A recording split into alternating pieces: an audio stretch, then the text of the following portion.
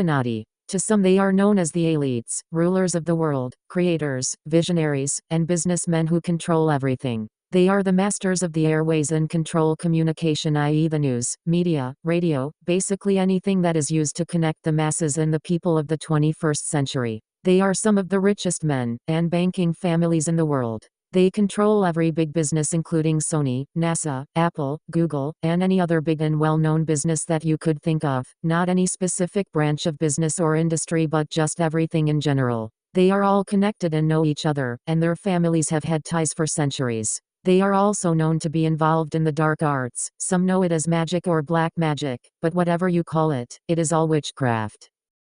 They perform rituals and evil of all sorts with other ranking members of the elites, at a place called Bohemian Grove, which is in Monte Rio, California. Bohemian Grove isn't the only place that they do this, as there are some places underground and in secluded areas that they use to gather. Some of the activities that they indulge in include but are not limited to child sacrifice and the burning of children, pedophilia, Baal worship, Moloch worship, orgies, rape and murder. They worship many gods which are really just demons in disguise, who in return grant them the privilege to stay in power and to keep their wealth.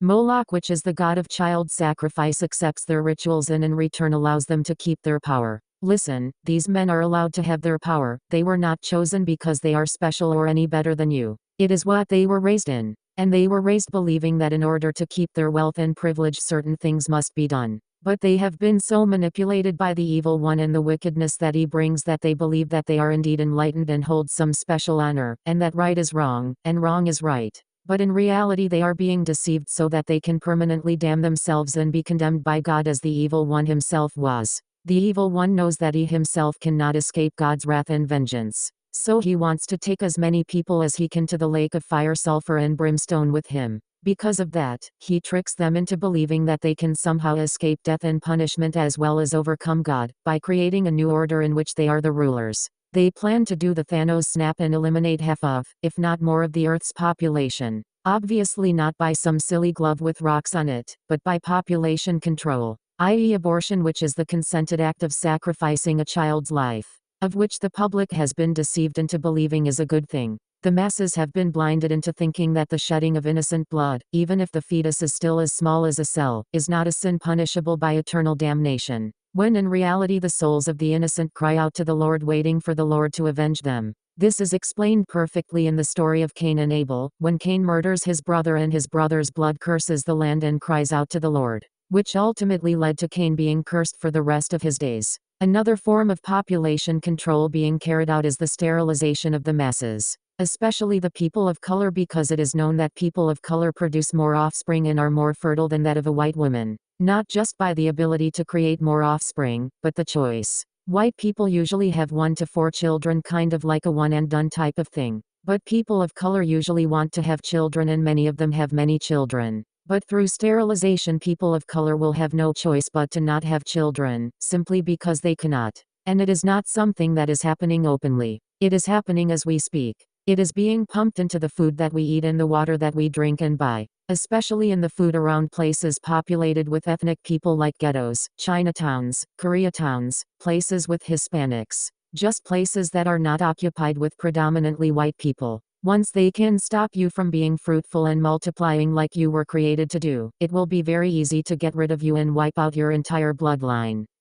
Now, this is not just happening in America alone. Population control is taking place in other countries all over the world. One country well known for population control is China, which limits the amount of children a woman can give birth to. It is said to be because the resources are scarce, and that is true. But that is the reason the elites want to kill off many people, so that they can have all of the resources under their control, which will ultimately make it very easy to control the remaining population, because once their resources run out they'll have nowhere else to turn but to the government for help. And with that help there is a price to be paid. Think about it this way: if you were starving on a planet with no food or clean water, nor was there a way to grow any food for yourself or your family, and someone came up to you and told you that they can help you, but in return you'd have to do things for them, you'd agree, wouldn't you? They will say that the only way for anyone to be able to buy or sell anything will be if they receive a mark on their body, and they will make it seem like it is no big deal, but do not be swayed. It will be a very visible mark either on your forehead, or on your right hand.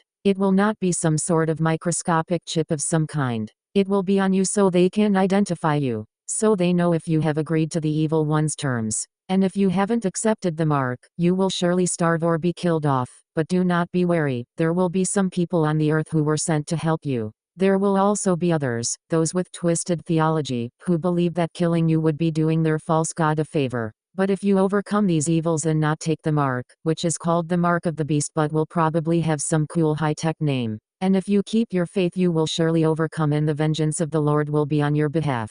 But if you take the mark there will be no going back. And eternal damnation will be what you will sow. There will be many trials and temptations as well as people out to get rid of you, but keep your eyes upon the hills. The elites know that when someone is desperate they would do anything no matter how demeaning and evil. That is just human nature. We were born with the curse of Adam and sheltered with the curse of Cain. In all, this was just a brief explanation of what the elites are planning to do. I hope that you liked it, but if you didn't, once again, that is on you. You're in charge of your own destiny and fate and I am not.